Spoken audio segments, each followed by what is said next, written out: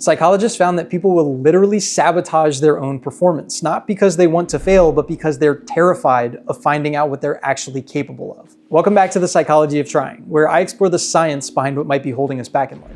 Today we're talking about self-handicapping. Self-handicapping was first studied by psychologists Edward Jones and Stephen Berglis back in 1978. They described it as a set of behaviors or claims that people use to protect their self-image, specifically choices made to minimize the blame for failure while inflating the value of success. In simple terms, it's when you create an excuse before you even try. In the original study by Jones and Berglis, college students were given a test where some questions were solvable while others were completely impossible. But everyone who took the test was told they did great. Then before taking a second test, the students were offered a choice. They could take a drug to either enhance or impair their performance. The students who faced the impossible problems on the first test and therefore felt more unsure about their abilities chose to take the drug that would impair their performance so that they'd have something to blame if they failed. These students were actively willing to make things harder for themselves out of self-protection. Researchers believe self-handicapping is driven by feelings of uncertainty about future performance, especially when others have high expectations of us. It's a way for us to externalize failure and internalize success. If we fail, then the excuse takes the blame, and if we succeed despite the odds, then we look even better.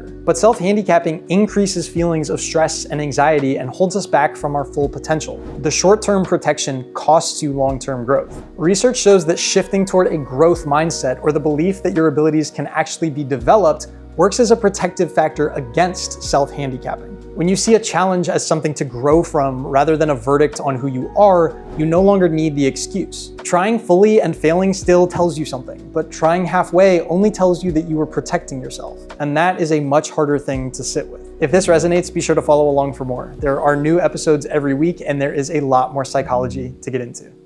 Till next time.